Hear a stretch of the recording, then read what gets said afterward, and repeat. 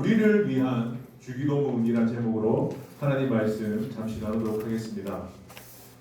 요즘 우리가 금요 기도회 때 기도학교라는 강의를 통해서 기도에 대한 말씀을 배우고 있습니다. 그 강의 내용 가운데 기도는 하나님께 드리는 것입니다. 그리고 살아계신 하나님께 예수의 이름으로 드리는 기도는 능력이 나타나고 또 응답의 역사가 있습니다. 그리고 세상 사람들이 나무나 또 바위 위에 비는 것과는 확연한 차이가 있습니다. 라고 우리가 지금 배우고 있습니다. 우리는 이러한 기도를 나 자신을 위해서도 기도해야 되겠지만 다른 사람을 위해서도 기도합니다. 그것을 우리는 중보 기도라고 합니다. 다른 사람을 위해 드리는 중보 기도 역시 능력과 응답이 나타납니다. 우리가 이 가정의 달 5월을 보내면서 이 자녀 양육에 대한 내용들을 우리가 생각하게 됩니다. 부모로서 이 자녀에게 해줄 수 있는 가장 귀한 선물은 제가 볼 때는 기도라고 생각합니다.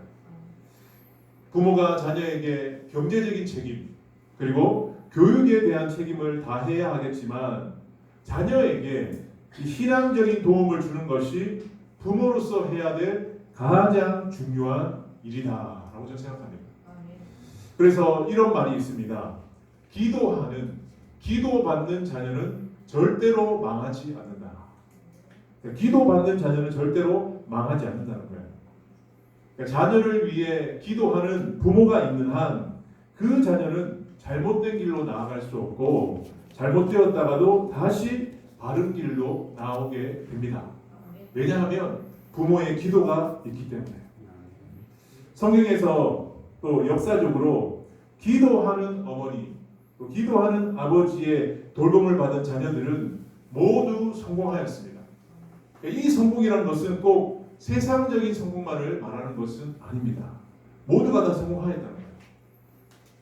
제가 저희 가족 이야기를 해서 죄송한데 저희 장인 장모님은 기도하는 분들입니다.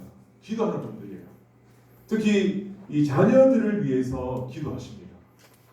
공교롭게도 장인 장모님의 자녀들은 모두 목회자입니다. 그래서 더욱 기도하시는 것 같아요. 특히 이 어머님은 더 열심히 기도하시는 분입니다. 그러니까 자녀뿐만 아니라 손자를 위해서도 열심히 기도하십니다. 올해 손자 가운데 이 고3 수험생이 있어요. 그러니까 이번에 지금 코로나로 인해서 많은 피해를 당하고 있는 고3인데요. 이 손자의 입시를 위해서 매일 시간을 정해놓고 오후 3시가 되면 항상 그 손자를 위해서 기도하고 있는 것을 저는 알고 있습니다. 제가 확신하기는 분명히 이 어머님의 기도에 힘입어서 주님은 좋은 것으로 그 손자에게 응답하여 주실 것을 믿습니다. 기도하시기 때문에 절대로 망하지 않고 성공의 길로 간다는 거죠. 우리가 성경을 보면 성경에는 많은 기도의 내용들이 나옵니다. 성경의 기도 가운데 제가 생각할 때 가장 위대한 기도가 무엇일까? 그것은 바로 오늘 우리가 읽었던 이 요한복음 17장에 나오는 예수님의 기도가 가장 위대한 기도가 아닌가 생각합니다. 왜 가장 위대할까요? 제가 소대에 말씀드린 것처럼 이 세상에 부모의 기도도 자녀에게 큰 힘이 되는데 예수님께서 당신을 믿는 우리를 위해서 중보하고 있는 기도이기 때문에 이 기도가 가장 위대한 기도예요. 오늘 우리가 읽었던 20절 말씀에 보면 내가 비옵는 것은 이 사람들만 위함이 아니요 또 그들의 말로 말미암아 나를 믿는 사람들도 위함이니. 그들의 말로 말미암아라는 것은 누구냐? 제자들의 말로 말미암아 앞으로 믿게 될 사람들을 위해서 예수님이 지금 기도하고 계신다는 거예요. 우리가 읽은 이 요한복음 17장에는 크게 3가지 기도가 나와요. 먼저는 예수님이 당신을 위해서 기도하셨고, 두 번째는 12제자를 위해서 기도하셨고, 3번째 기도가 누구냐? 우리를 위한 기도예요. 근데 이 기도가 제가 생각할 때는 가장 위대한 기도가 아닌가 생각합니다. 사실 예수님이 기도하시는 그 순간에는 제자들을 통해서 예수님을 믿은 사람들이 없었습니다. 그럼에도 불구하고 예수님은 앞으로 당신을 믿게 될 사람들, 우리를 위해 기도하셨다라는 거예요. 여러분, 지금 예수님은 어떤 상황에서 우리를 위해 기도하고 계실까요? 당시 이 요한복음 17장이 기록되는 당시에 예수님은 내일이면 십자가 죽음을 앞둔 절박한 순간이었습니다.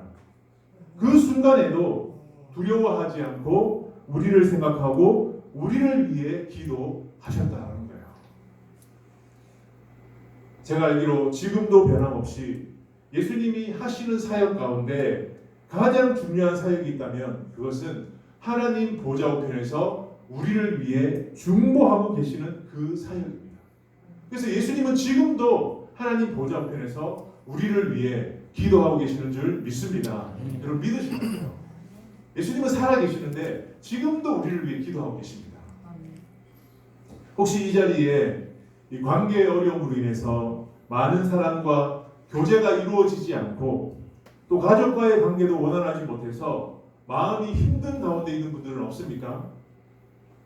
아무도 나를 위해 생각하지 않고 나를 위해서 기도해 주는 사람이 없다라고 말하지 마십시오. 왜냐하면 세상의 모든 사람이 나를 기억하지 않고 기도하지 않아도 예수님은 나를 위해 기도하고 계시는 줄 믿습니다. 그렇기 때문에 여러분 절대 외로워하지 마세요. 절대 힘들어하지 마세요. 세상의 모든 사람들이 나를 버리고 나를 외면해도 예수님만큼은 우리를 기억하시고 지금도 기도하고 계십니다. 그 사실을 기억해야 돼요. 오늘 우리는 이 예수님께서 우리를 위해 기도하신 이 내용을 살피면서 주님이 바라시는 중요한 진리는 무엇인가, 그리고 우리는 이 주님의 기도에 힘입어서 어떠한 삶을 살아야 될지를 한번 살펴보기를 원합니다. 자, 우리를 위한 주기도문 첫 번째는 하나 되게 하소서입니다. 한번 따라합시다. 하나 되게 하소서. 예수님은 앞으로 당신을 믿게 될 자들을 위해서 하나님 안에서 하나 되기를 기도하셨습니다. 자, 오늘 22절 말씀 우리 한 번 더 읽어보겠습니다. 시작. 내게 주신 영광을 내가 그들에게 주었사오니 이는 우리가 하나가 된 것 같이 그들도 하나가 되게 하려 함이니이다. 아멘. 그들도 하나가 되게 하려 함이니이다. 예수님은 사실 성부와 성령님과 함께 하나됨을 이루셨어요.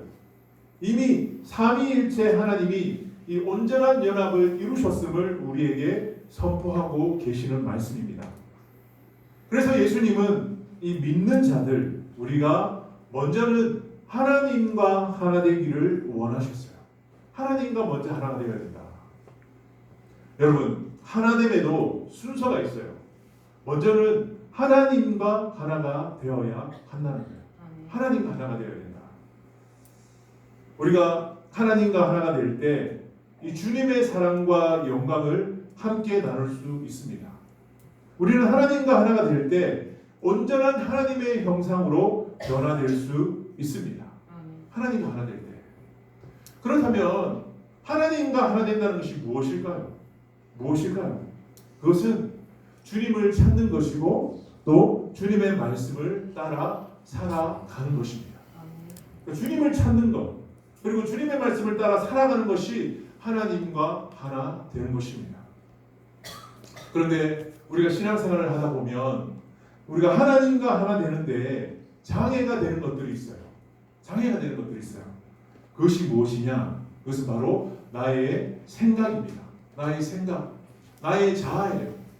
나의 자아가 하나님과 하나 되는데 장애가 된다는 거예요.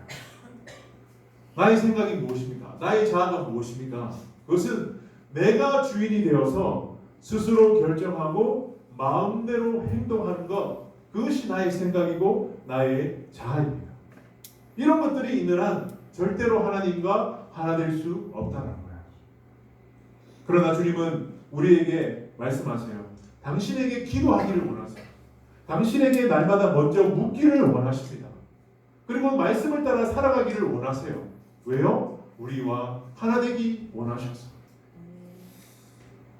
사무엘상을 읽어보면 이 사울과 다윗에 대한 이야기가 나옵니다. 여러분 사울과 다윗 아시죠? 근데 사울과 다윗의 차이가 무엇일까요? 사울은 이스라엘의 첫 번째 왕이죠. 다윗은 이스라엘의 두 번째 왕이죠. 그런 차이도 있습니다. 그런데 제가 볼 때 큰 차이가 뭐냐? 사울은 생각하는 사람이고 다윗은 기도하는 사람입니다. 사울은 무슨 사람? 생각하는 사람. 다윗은 기도하는 사람이에요. 사울은 항상 왕이 되었는데도 불구하고 사람들을 두려워했어요. 사람들을 두려워했어요. 그래서 자기 자신을 지키기 위해서 항상 생각대로, 자기 생각대로 행동했던 사람입니다. 하지만 다윗은 사람이 아니라 살아계신 하나님을 두려워하고 어떤 상황과 환경에서도 가장 먼저 하나님께 묻는 자였어요. 하나님께 기도하는 자였어요.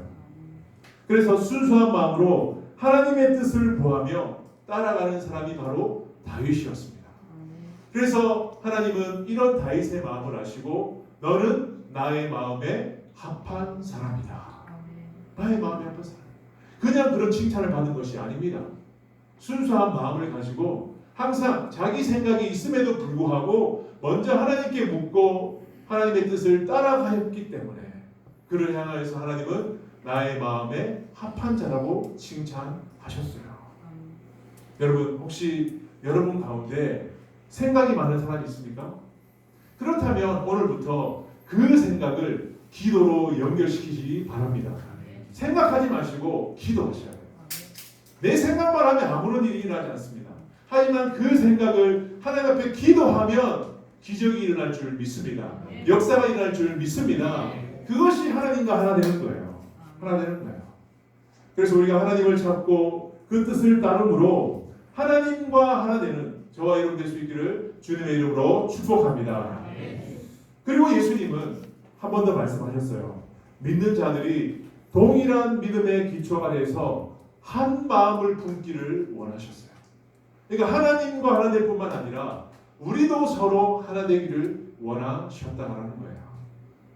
자, 오늘 우리가 읽은 23절 말씀 17장 23절 한 번 더 읽겠습니다. 시작.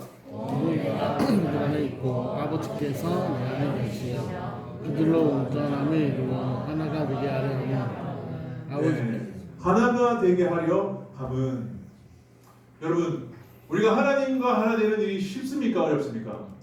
네, 쉽지 않아요. 그런데 또한 우리가 서로 마음을 같이하여 서로 하나 되는 것도 쉽지 않습니다. 하나 되는 것이 어려워요. 어려워요. 우리가 이 같은 믿음 안에 있지만 하나 되지 못하게 하는 장애물들이 있더라고요. 아까 하나님과 하나 되는데 장애물이 있듯이 우리가 서로 하나 되는데도 장애물이 있더라고요. 무슨 장애물이 있을까요? 여러 사람들이 이 내적 치유를 받을 때 보면 이 가난과 물질적인 어려움으로 인해서 상처를 받는 경우는 별로 없어요. 근데 내적 치유를 받는 분들 가운데 거의 모든 상처는 다 관계의 문제에서 생기더라고요. 관계의 문제. 어떤 문제가 있을까요? 사랑받아야 할 사람에게 사랑받지 못하고 또 내가 용서해야 될 사람을 용서하지 못하는 그런 관계의 어려움 때문에 그것이 장애물이 되어서 서로 사랑하지 못하는 그런 사람들이 참 많이 있더라고요. 믿음 안에서 그렇더라고요. 이 많은 사람들이 또 많은 학자들이 그런 말을 하더라고요. 이제 우리는 코로나 이후의 시대를 살아가잖아요. 그것을 포스트 코로나라고 하는데 이제 포스트 코로나 시대에는 많은 문제들이 도래할 것이다. 어떤 문제냐? 환경과 에너지의 문제가 가장 큰 문제다. 그런데 환경과 에너지의 문제는 과학과 기술로 해결될 수 있다는 거예요.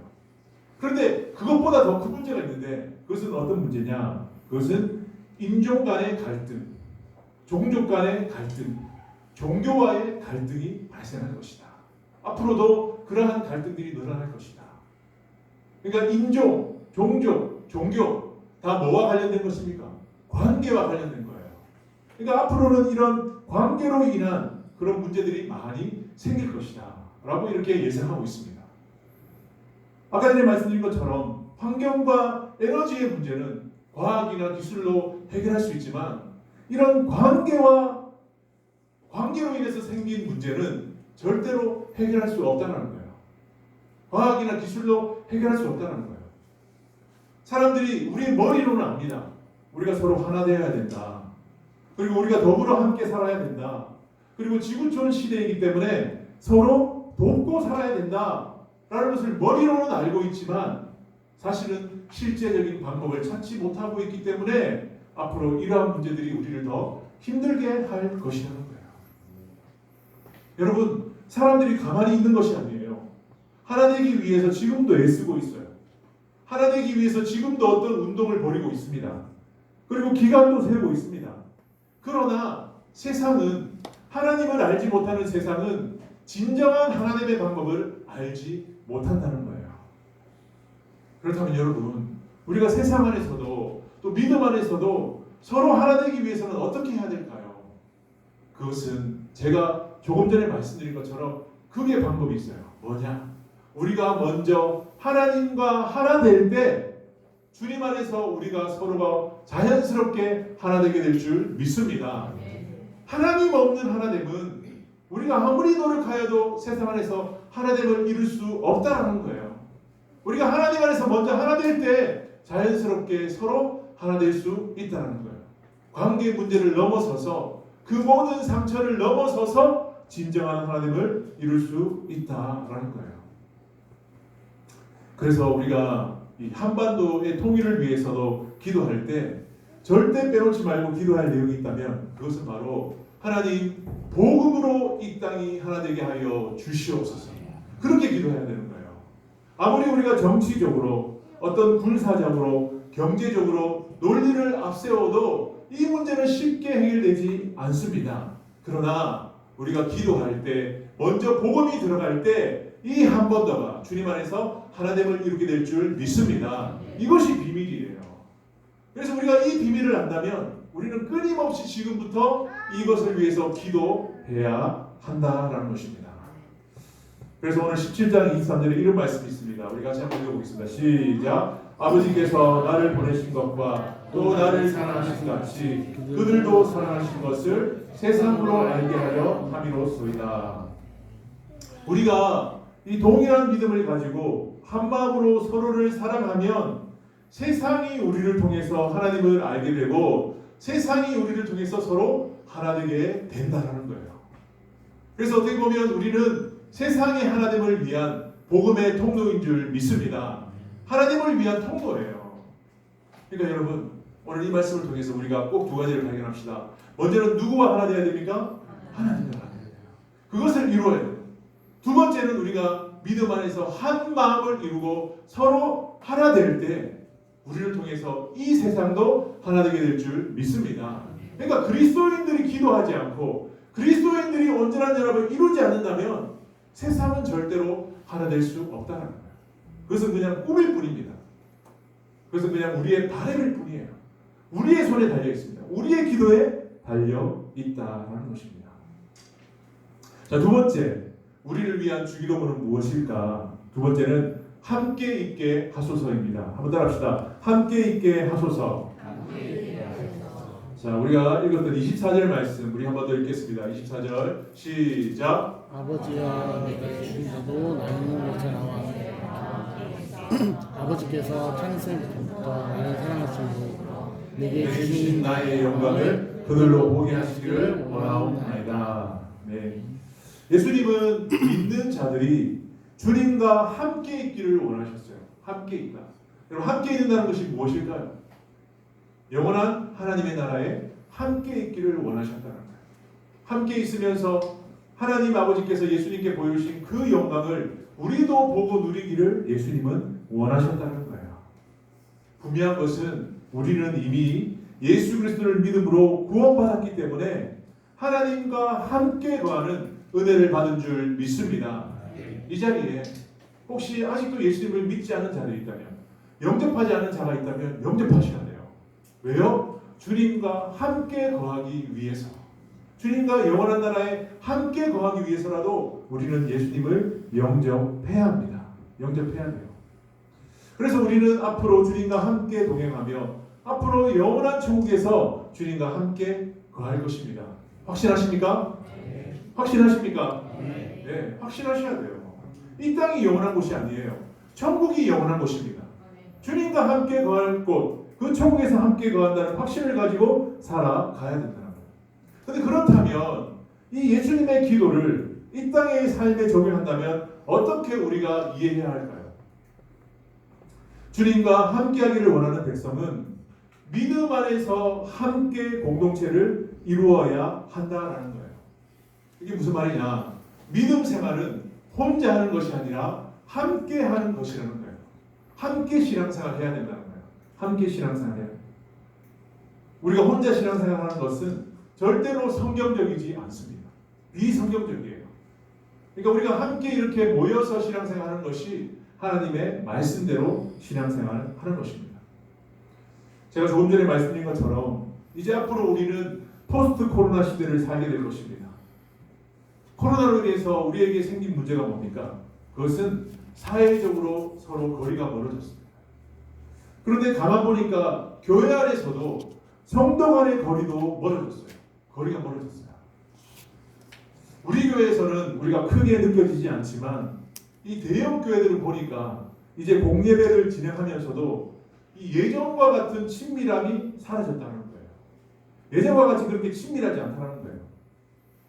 그러니까 사람들이 이 바이러스를 두려워하여서 교회에 나오기를 꺼려하고 또 집에서 예배 드리는 것을 편하게 생각하는 성도들이 많아졌다는 거예요. 그래서 교회에 출석하여도 절대 마스크를 벗지 않는다고 합니다. 물론 방역을 위해서 그렇게 해야 되겠지만 거리가 멀어졌다는 거예요. 그래서 교회 나와도 예배 외에는 다른 모임이나 다른 활동을 하지 않기 때문에 예전에 느꼈던 그런 교제를 통한 친밀함, 또 나눔을 통한 친밀함이 사라졌기 때문에 힘들어하는 성도들이 많다라는 고백을 제가 들었습니다. 그렇습니다. 아직 바이러스가 종식된 것이 아니에요. 물론 우리가 서로의 방역, 서로의 감염을 위해서 조심해야 됩니다. 그러나 이 바이러스가 두렵다고 하여서 우리가 성도 간에 억지로 거리를 두고 혼자 신앙생활하는 것은 안타깝고 어리석은 모습이라는 거예요. 어리석은 모습이라는 거예요. 왜요? 여러분, 우리를 영적으로 공격하는 대적 사탄은 우리를 합동으로 공격하기 때문에 그래요. 그들은 연합해서 우리를 공격하고 있기 때문에 우리가 혼자 신앙생활하고 맞서다 보면 그들의 공격을 이겨내지 못하기 때문에 우리는 함께 신앙생활해야 한다는 것입니다. 여러분, 세상이 교회를 비난하고 또 성도를 위축하게 만드는 일들이 어떤 영적인 공격이 있다 하더라도 우리는 여기에 물러서지 않고 함께 신앙생활할 수 있기를 바랍니다. 우리가 마지막 때가 가까울수록 모이기에 힘쓰라고 하셨어요. 그리고 함께 연합하기에 힘쓰라고 하셨어요. 이것은 저의 말이 아니에요. 주님의 뜻이라는 거예요. 왜요? 우리 혼자는 넘어지기 때문에. 우리 혼자는 절대로 이길 수 없기 때문에. 여러분 꼭 기억하세요. 코로나 바이러스보다 더 무서운 것은 죄의 바이러스예요. 죄의 바이러스예요. 이게 뭡니까? 사탄이 우리를 위해 공격하는 그 죄의 바이러스가 사실 더 무서운 거예요. 그래서 이것을 이기기 위해서는 우리가 함께 해야 된다. 함께 해야 된다는 거예요. 주님과 함께하고 또 우리 성도가 서로 함께할 수 있기를 바랍니다. 이것이 우리가 승리할 수 있는 길이라는 거예요. 여러분, 이렇게 우리가 함께 예배 드릴 수 있을 때, 그리고 기도회로 함께 기도할 수 있을 때, 그리고 소그룹으로 함께 말씀을 나눌 수 있을 때 우리는 이것을 누려야 해요. 놓치면 안 됩니다. 기회를 놓치면 안 됩니다. 앞으로 우리에게 또 어떠한 어려움이 생길지 몰라요. 어떤 상황과 환경이 오더라도 우리는 먼저 주님과 함께 걸어가고 또 성도 간에 서로 함께 연합하는 저와 여러분 될 수 있기를 주님의 이름으로 축복합니다. 자, 예수님께서 우리를 위해 기도하신 것 하나 되게 하소서, 그리고 함께 있게 하소서, 마지막으로는 알게 하소서입니다. 알게 하소서. 우리 26절 말씀 우리 한 번 더 읽어보겠습니다. 시작. 또 알게 하니 이는 나를 사랑하신 사람이 그들 안에 있고 나도 그들 안에 있게 하려 하며 아멘. 알게 하였고 또 알게 하리니. 예수님은 앞으로 당신을 믿게 될 자들, 우리를 위해서 하나님을 알기를 원하셨어요. 하나님을 알기를 원하셨어요. 여러분 축복합니다. 여러분도 하나님을 더 알게 되기를 원합니다. 하나님을 알기를. 그러니까 예수님이 아버지를 아시듯 우리 또한 하나님을 알고 그분과 친밀한 사랑 관계를 맺기를 원하셨어요. 이것을 위해서 주님은 그때도 기도하셨고 지금도 우리를 위해 기도하고 계십니다. 그래서 어떻게 보면 우리가 하나님을 안다는 것은 우리의 노력과 의지가 아니라 누구 때문일까요? 예수님 때문이에요. 예수님이 우리를 위해 기도하시기 때문에 우리가 하나님을 더 알게 되는 거예요. 여러분 그 은혜에 감사할 수 있기를 바랍니다. 감사하셔야 돼요. 우리가 어떻게 하나님을 알 수 있습니까? 말씀을 통해 또 성령의 가르침을 통해서 하나님을 더 알게 된다는 것입니다. 더 깊이 알게 된다는 거예요. 여러분 스스로에게 한번 질문해 보세요. 나는 과연 작년과 올해를 비교해 볼 때 과연 내가 더 하나님을 더 알아가고 있는가? 작년이나 지금이나 그대로인가? 한번 돌아보셔야 돼요. 시간이 지나면 지날수록 여러분 그냥 나이만 먹는 것이 아니라 여러분은 하나님을 더 알아가셔야 될 줄 믿습니다. 네, 알아가셔야 돼요. 항상 우리를 돌아봐야 돼요. 돌아봐야 돼요. 우리가 금년기도학교 말씀을 통해서 배우듯이 어떻게 압니까? 우리가 기도할 때 우리가 삶에서 하나님의 기적을 경험하면서 우리가 놀란다고 했잖아요. 놀라는 것이 하나님을 아는 거예요. 아, 하나님이 지금도 살아계셔서 나의 삶 속에 응답하고 계시는구나. 나의 삶 속에 이러한 일들을 일으켜 주시는구나. 놀라는 것, 깜짝깜짝 놀라는 것, 하나님의 일로 인해서 놀라는 것, 그것이 하나님을 알아가는 거예요. 근데 혹시 이 자리에 여전히 지금도 그런 경험이 없다면 여러분 스스로 한번 심각하게 고민해 봐야 돼요. 세상에 일어나는 어떤 뉴스나 사건, 사고로 인해서 놀라는 것이 아니라 하나님이 나에게 일으키시는 그 기적을 통해서 놀라야 돼요. 그것이 하나님을 알아가는 거예요. 그것이 신앙생활을 하는 즐거움인 줄 믿습니다. 그런 즐거움이 없다면 여러분 오늘부터 심각하게 기도해 보셔야 돼요. 하나님, 제가 더 하나님을 알기를 원합니다. 기도의 응답을 통해서 놀라기를 원합니다. 세상에 어떠한 일로 인해서 놀라는 것이 아니라 하나님이 살아계시는 하나님의 기적으로 인해서 놀라게 하여 주시옵소서. 이것이 여러분의 기도 제목이 되어야 돼요. 아멘. 여러분 깨닫는 자는 깨닫게 된 줄 믿습니다. 깨달아야 돼요. 여러분 이 시간 그것으로 우리가 놀라야 돼요. 그것이 하나님을 아는 것입니다. 세상은 여러분 스스로 하나님을 알 수 없습니다. 왜요? 그들은 하나님과 관계가 끊어졌기 때문에 절대로 알 수 없어요. 어떤 학문이나 지식, 지혜로는 하나님을 알 수 없다고 했어요. 예수님을 영접한 자, 성령으로 거듭난 자만이 하나님을 알게 되고 하나님의 기적, 놀라움을 경험하게 되는 줄 믿습니다. 그래서 여러분 이러한 사실로 인해서 여러분 또 한 번 더 감사해야 돼요. 하나님을 알게 해주셔서 감사합니다. 놀라게 해주셔서 감사합니다. 여러분 저 마음속에 소원이 있습니다. 앞으로 올해 안에 우리에게, 우리 개인에게, 우리 교회에 더욱더 놀랄 만한 일들이 많이 일어나기를 소망합니다. 그래야 돼요. 그냥 이대로 살아가면 안 됩니다. 어제나 오늘이나 늘 똑같으면 안 돼요. 오늘보다 내일이 나아야 되고 내일보다 그 다음 날이 더 하나님의 일들로 놀라는 일들이 많아져야 돼요. 그래야 살아있는 공동체예요. 그래야 하나님과 늘 동행하는 공동체예요. 그래야 살아있는 사람입니다. 꼭 깨달으셔야 돼요. 예수님은 우리를 위해서 늘 기도하고 계십니다. 하나님을 더 알기를 원해요. 그런 기도를 하고 계시다는 거예요. 예수님은 앞으로 믿게 될 자들이 하나님의 백성으로서 온전한 하나님을 이루고 주님과 함께 거하며 하나님을 더욱 알기를 간구하셨어요. 그러니까 당신을 믿게 될 사람들을 미리 염두하고 기도하셨습니다. 그렇다면 여러분 마지막으로 적용. 그렇다면 우리는 앞으로 어떻게 해야 될까요? 우리 또한 예수님처럼 기도해야 돼요. 누구를 위해 기도해야 될까요? 앞으로 믿게 될 자들을 위해서 기도해야 돼요.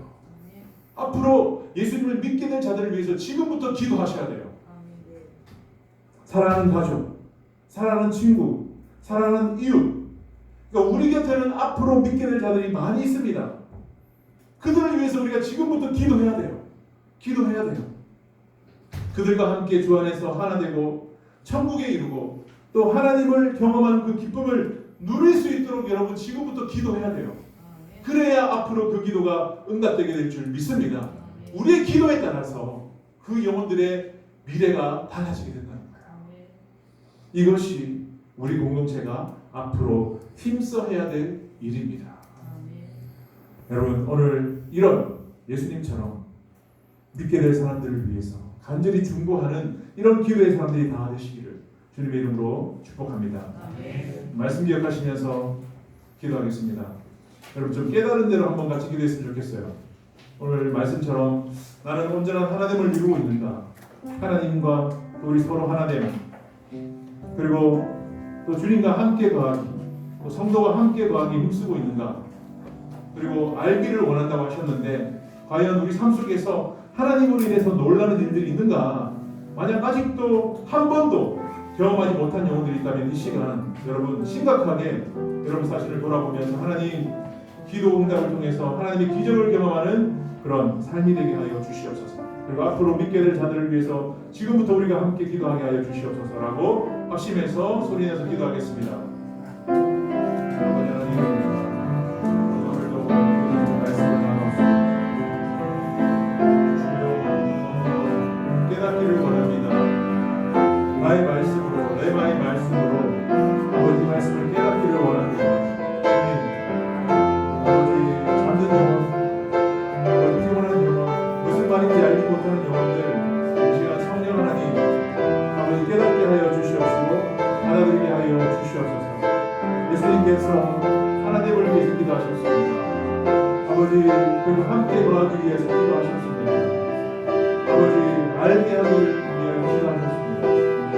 하나님 부족한 종이 성도들 위해서 전하였지만 그것을 깨닫지 못한다면 그렇게 살아갈 수 없습니다. 하나님 우리 성도들 불쌍히 여겨주시고 아버지 축복의 성도들 불쌍히 여겨주시고 영적인 말씀을 영적으로 깨달을 수 있는 분별력을 주시고 또 이 말씀을 삶에서 적용할 수 있는 아버지 행동할 수 있는 능력을 허락하여 주시옵소서. 안타까운 마음으로 지금도 예수님께서 우리를 위해 기도하고 계시고 안타까운 마음으로 지금도 기도하고 계십니다. 우리가 그것에 힘입어서 아버지 늘 함께 기도하며 그렇게 살아가는 우리 삶이 되어줄 수 있도록 주여 도와주시옵소서.